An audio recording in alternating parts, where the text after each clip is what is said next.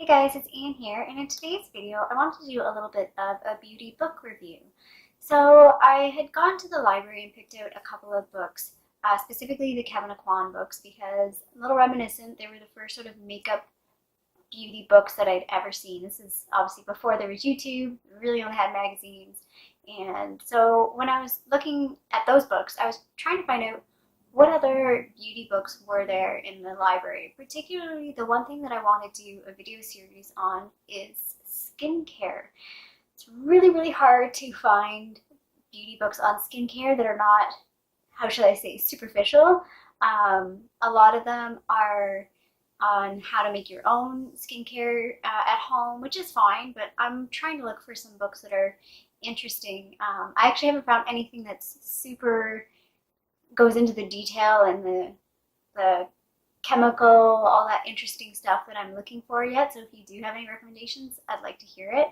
But I did find that there was a ton of other books at the library and just in general on beauty that I hadn't seen before. So the one that I want to talk about today is called The Little Book of Skincare. It's Korean Beauty Secrets for Healthy Glowing Skin by Charlotte Cho of Soko Glam. So I don't know if that'll show up on the screen there.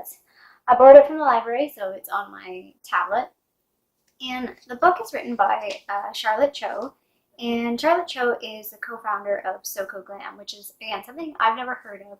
So for me, Korean skincare is something I'm very new at. I don't know very much about it other than the things that I've seen in popular media as well as Reddit. I do subscribe to the Asian beauty subreddit, but I do find it a little overwhelming and a little confusing. So when I saw this book, I was immediately drawn to it and wanted to check it out and see what it was all about. Especially too, it's actually really short. There's only 10 chapters, and it's got a lot of good information. It's a very personal story, which I really, really liked.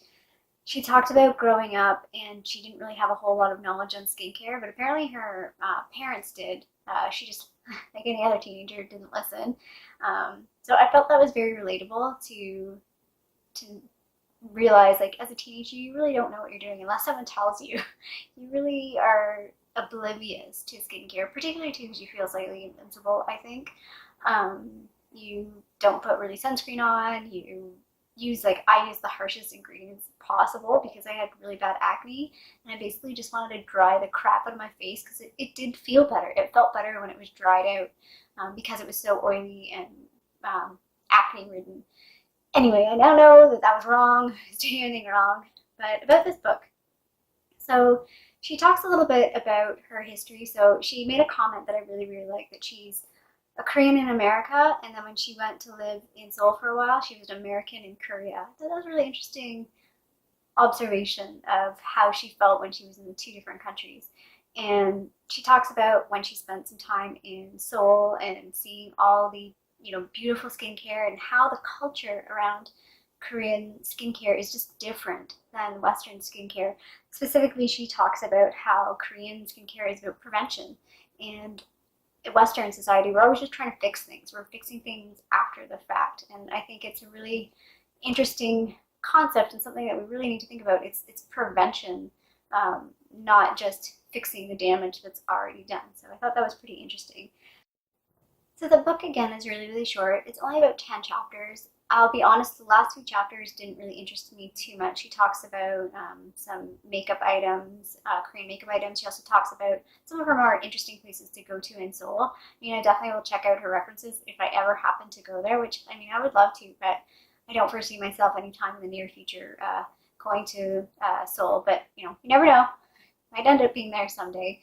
But she goes into this whole detail. She talks about the 10-step Korean skincare and talks about all the different things that is part of a skincare regime. And I think it's interesting. She points out a couple things, like you don't need to do every step every day. It does seem overwhelming. Money doesn't always equate quality, which I thought was really interesting because I think here in North America we definitely equate, the more money that they spend on the product, it's likely a better product, which is not always true because a lot of the money spent is just in the marketing and the packaging and all that crap. And I think too, again, I've been trying to delve into some skincare stuff, and I think, yes, some of the more expensive brands, you get some added ingredients, but they may not be necessary. That makes sense for the target of the product that you're actually looking for. Anyway, I'll get into that in hopefully in more detail in some other videos. I'm starting to delve into some skincare stuff, and I'll hopefully do some videos on that in the near future. The other thing too that I learned, there was like a couple things that I learned reading this book, which I thought was really cool, that salicylic acid is apparently an AHA. I didn't know that. And I've also realized that I've made some mistakes in terms of sheet masks. So when I was using the sheet masks, I was using it right when I got out of the shower, because I tend to do that with a mask. It's usually something that you put on and then you wash off. So I wanted to do it first before I did my skincare. And in the 10-step routine, you don't do that. You put the mask on after you've done like your essences and stuff. It's like, that makes a lot more sense, because with the sheet mask, like I'm not rinsing the essence of the sheet mask off. So if I'm using other skincare ingredients before that, well, it'll be even better, because the mask sort of helps keep everything in. Anyway, which is kind of a revelation. So stupid, yet I should have realized that, and I just didn't know. And I was like, oh, that's really interesting.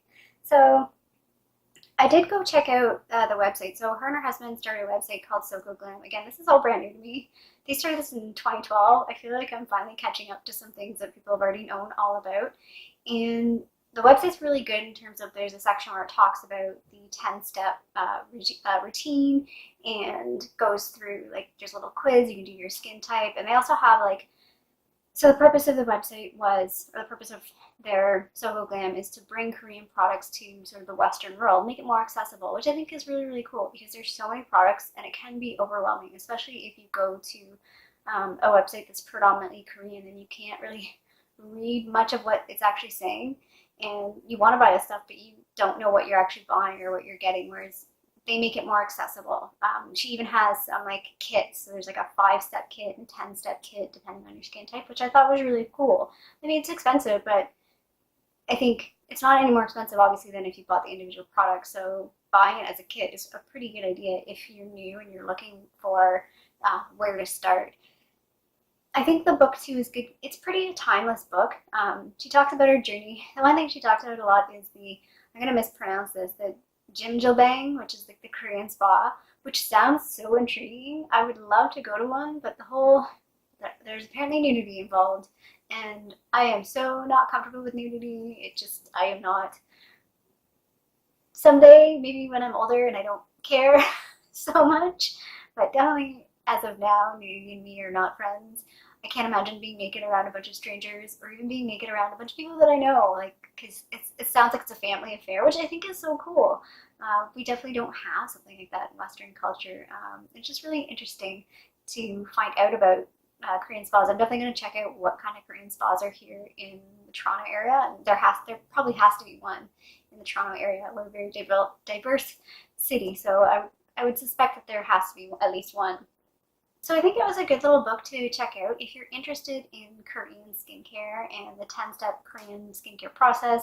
If you don't know a whole lot about Korean skincare and the different brands that are available and sort of the philosophy behind it, it's a good little read. I think the book is definitely fairly timeless. The only thing I would say that's not timeless is she does give some specific product recommendations in terms of her favorite products within the 10-step skincare routine, as well as some makeup products, and I think eventually those, over time are going to change. She particularly does mention that Korean skincare does have a lot of sort of turnover, like they're always trying to innovate and do new things and find the next best thing. So I think the product recommendations may be the only element of the book that will get dated, but I think the overall book in itself it's a good little blend of personal biography and informational in terms of Korean skincare. So definitely recommend checking out that book. Hopefully, if you're like me, you can check it out at the library. I live in a very small space, so I try not to buy a lot of things, and books are my downfall. So I try and limit the number of books that I do buy in a year. But I definitely think this is worth checking out if you're looking into Korean skincare. Anyway, hopefully you liked this little video. My cat wants to cuddle now. He's like, stop filming, it's time to hang out. I need to corral the cat. He's attacking. Took a screenshot. I didn't realize he could do that. Anyway, I'm hoping to do some more future videos on book reviews, so if there is a book beauty book that you're interested in that you'd like me to check out, please let me know and I will check it out. There are so many out there. I didn't even realize until I started delving into what my library had. So if you did like this video, feel free to give a little thumbs up down below. Wolfie would appreciate that too, wouldn't you, little guy? Please give it a thumbs up and please subscribe. It really means a lot to me if you'd subscribe and stick around and hopefully check out some of my past videos and stick around to see some of my future videos, okay? And we'll see you sometime soon. He's really annoyed at me. Bye. And I'm going to try and do some more book review videos in the near future. It does take some time though, because it takes time to read through the book and do some research. And what'd you do? Get off the computer. Oh no. Woo!